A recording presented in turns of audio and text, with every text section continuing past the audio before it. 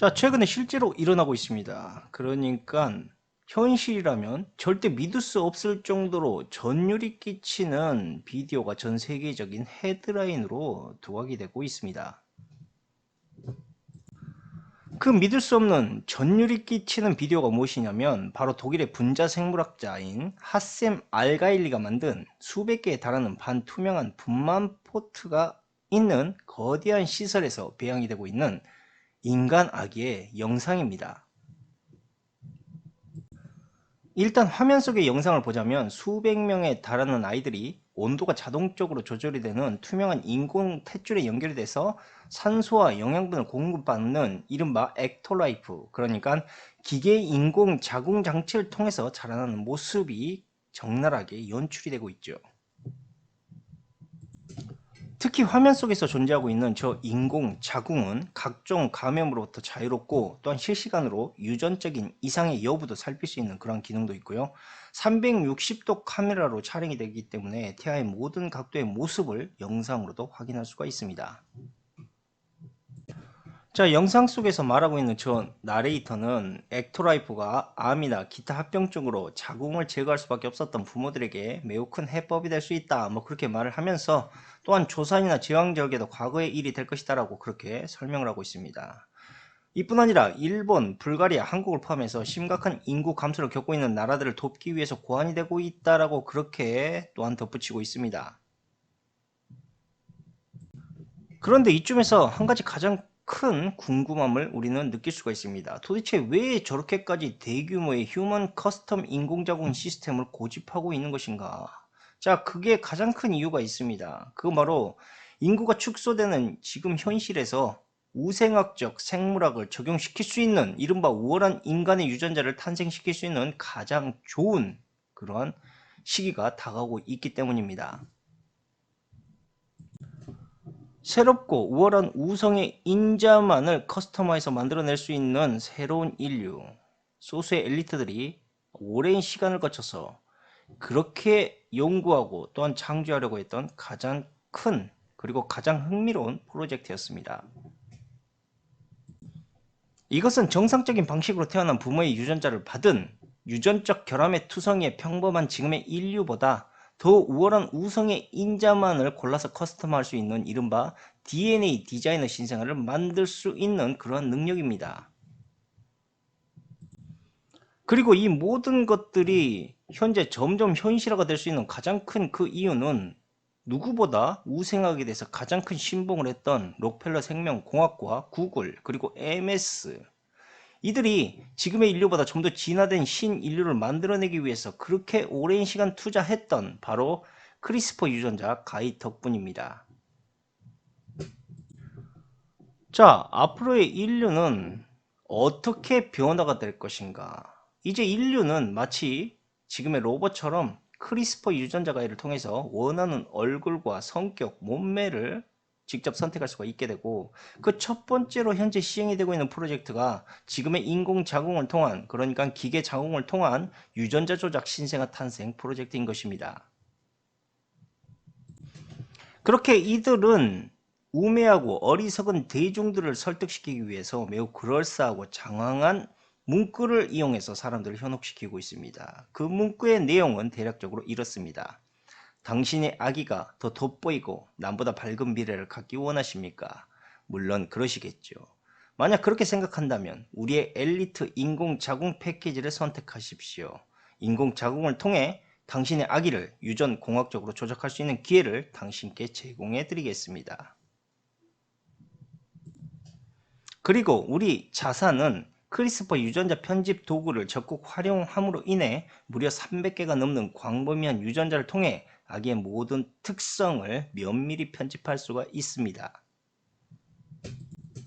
선천적으로 가지고 있는 당신의 가족력의 유전적 질병을 개선할 수도 있고, 당신의 아기와 그 자손이 유전적 질병이 없이 건강하고 편안한 삶을 살 수도 있게 되며, 결함의 유전자를 개선하는 것 외에도 아기의 눈 색깔, 머리카락 색깔, 피부색, 체력, 키, 지능의 수준을 모두 맞춤 설정할 수가 있습니다. 그러므로 이제부터 당신이 그동안 이루지 못했던 간절한 바램과 완벽한 번영을 아이들에게 물려주시기를 바라겠습니다. 분명히 강조드리겠지만 이것은 결코 SF 공상 영화나 소설 같은 판타지적 홍보 포스터가 아닌 앞으로 일어나게 될 분명한 현실입니다. 우리가 허구 혹은 망상이라고 생각했던 먼 이야기들이 점점 현실화가 되고 있는 것이죠. 그런데 만약에 유전자 조작의 결함이 잘못된 결과로 나왔거나 혹은 부모가 만족하지 못한 배아들 과연 어떻게 되는 것일까? 우린 또 이것도 생각을 한번 해봐야 되겠죠. 이것은 아마도 다른 목적으로 사용이 되거나 혹은 버려지게 될지도 모릅니다. 지금의 애완동물처럼 취급이 될지도 모른다라는 이야기입니다. 이것은 일단 가정이지만 충분히 그럴 수 있다라고 우리가 판단할 수 있는 것이 이 프로젝트에서 가장 큰 명분을 두 가지 얻고 있는 것이 있습니다. 그것이 바로 낙태 폐지법과 인구 축소 예방 정책 계획이죠. 이 프로젝트는 바로 이 두 가지의 법 사이에서 매우 교묘히 줄다리기를 하고 있고 그 사이에 맞물려 있는 합법적인 프로젝트라고 우리가 볼 수 있기 때문입니다. 쉽게 말하자면 낙태법 폐지의 목소리가 괜히 나온 것이 아닙니다. 폐지법이 이런 식으로 소수의 엘리트들에게 교묘히 이용되고 있었다는 사실을 여러분들은 분명히 알아야 된다는 말이죠. 이 현상이 참으로 애매모호한 게 인구 축소에 대한 인구 멸종을 막는다라는 이 대의의 카드를 가지고 있으면서 반대로 또 낙태법 폐지를 외치고 있습니다. 상당히 상반되는 문제죠. 근데 이 두 가지 사이에 딱 끼어 있게 되면 이들이 무슨 재앙의 짓을 저지르든 결국은 그럴싸한 합법화적인 이유를 거들먹거리면서 언제든 그들이 실험하고 있는 그런 문제점들을 가볍게 피해 나갈 수 있다는 겁니다. 바로 이런 모순들 때문에 저들이 추진하고 있는 저 인공태아장은 출산율 향상에 기여를 한다라는 그 초점에 모두 맞춰져 있습니다. 누구도 감히 뭐라 할 수가 없는 상황이죠. 그런데 그렇게 그럴싸하게 말을 하고 있지만 사실 그보다 더 확실한 이유가 분명히 있습니다.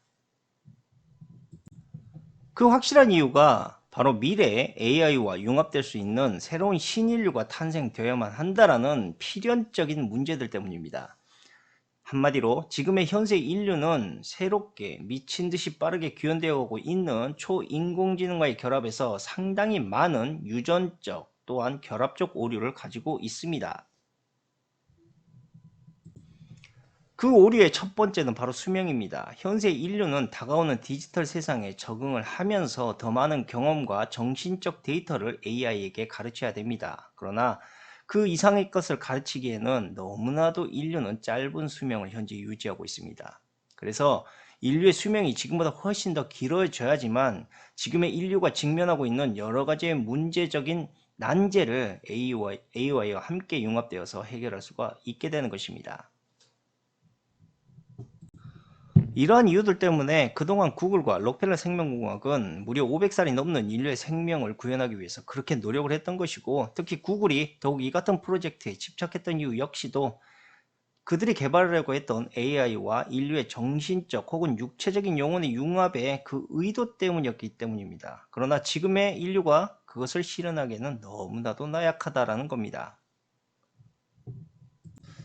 다음으로는 미래의 인류의 성격과 생각을 직접적으로 조작해서 통제할 수가 있다는 겁니다. 그만큼 미래 대중은 이른바 순응하는 집단으로 변모될 가능성이 매우 높습니다. 한마디로 돌발적이고도 통제가 불가능한 이 대중의 좌충우들의 현상을 미연에 방지할 수가 있다는 것이죠. 즉 범죄율이나 반사회적인 모든 현상을 미연에 통제하거나 제어할 수 있게 된다는 겁니다. 그리고 이렇게 신인류의 탄생이 점점 더 많아지게 되면 거대한 지금의 대중사회를 새로운 인류가 만들어내게 되고 이른바 트러블이 전혀 없고 충동적인 것이 전혀 없는 무감각적 사회를 현실화시킬 수 있게 됩니다. 그리고 이렇게 만약 완성이 되게 된다면 인류는 우성의 인류와 AI의 완벽한 융합을 통해 철저한 통제 사회로 접어들게 될 것이고 이것은 다른 말로 매우 인위적이고 부자연스러운 자유와 평화를 사랑하는 사회로 접어들게 될 것이라는 겁니다. 바로 이러한 새로운 세계 질서를 만들어내기 위해서 무엇보다 발전해야 될 기술이 바로 반도체였고, 지금의 반도체 기술이 다른 기술에 비해서 압도적으로 성장했었던 이유 역시도 이것 때문입니다. 바로 이러한 이유들 때문에 그동안의 정부는 체계적으로 전염병 사태를 교묘히 이용하면서 수많은 개인 정보와 유전자 정보를 습득할 수가 있었던 것이고, 특히 빅테크 기업들은 정부로부터 요청받은 일들을 아주 열성적으로 수행을 했던 것입니다. 그렇게 그들이 만들어내고 있는 모든 디지털 요소들이 매우 발빠르게 전 세계에 적응되기 위해서 가장 확실하고도 유일한 방법, 그것은 아마도 디지털 화폐를 사용하는 것일 겁니다. 그렇게 디지털 화폐는 인류의 모든 것이 AI에 융합되던 가장 완전 무결한 방법입니다. 때문에 지금의 현금 사용 앞으로 점점 줄어들게 될 것이고, 모두가 중앙은행이 발권하고 있는 새로운 디지털 화폐를 사용하게 될 것입니다. 그렇게 머지않아 그들이 구현하는 유전자 조작의 신인류 탄생의 미래는 바로 새로운 디지털 화폐를 통해서 더 급속하게 추진이 되게 될 것입니다. 영상 속에 나레이터가 말하는 것처럼 고통 없는 출산, 언뜻 좋은 취지인 것처럼 보이긴 합니다. 그러나 문제는 어미가 임신해서 오는 어떠한 육체적인 고통이 전혀 없는 그러한 생명을 만약에 탄생시키게 된다면 모성이라는 것은 그 즉시 사라져버리게 됩니다. 과거 동물이 출산의 고통이 전혀 없이 새끼를 낳는 실험을 실제로 추진했던 적이 있었는데 모성 본능은 사라져버렸고, 더 충격적이었던 것은 얼마 안 가서 어미가 자신의 새끼를 잡아먹어버리게 되는 결과까지 돌출이 되었다라는 것입니다. 그런데 만약에 저 실험처럼 크리스퍼 유전자 조작 기술로 어머니의 뱃속이 아닌 인공의, 즉 기계 자궁에서 태어난 아이들, 과연 그 아이들을 보면서 그 부모는 모성애를 느낄 수가 있을까?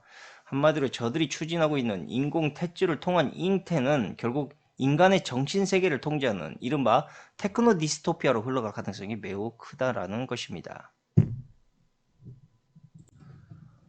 현재 인류만 보더라도 인류는 외부적인 디지털 장비를 통해서 현재 추적이 되고 있습니다. 즉 몸속 깊숙이 디지털 장비를 삽입한다는 것 자체가 상당한 부작용을 낳고 있다는 거죠. 그런데 앞으로의 탄생이 될 신인류는 이 모든 것들이 진화된 상태의 그런 커스텀화된 몸으로 태어나게 될 것이라는 겁니다.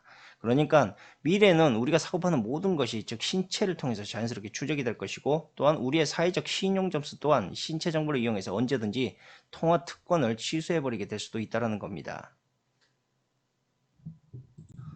이것은 어렵게 생각할 필요가 없는 게, 저들에게 한번 찍히면 말 그대로 그 통제를 벗어날 방법이 전혀 없어지게 된다는 거죠. 뭐 외부적인 장치가 아니기 때문에 벗어날 수 있는 방법이 거의 없다, 뭐 이렇게 저는 생각을 하는 겁니다.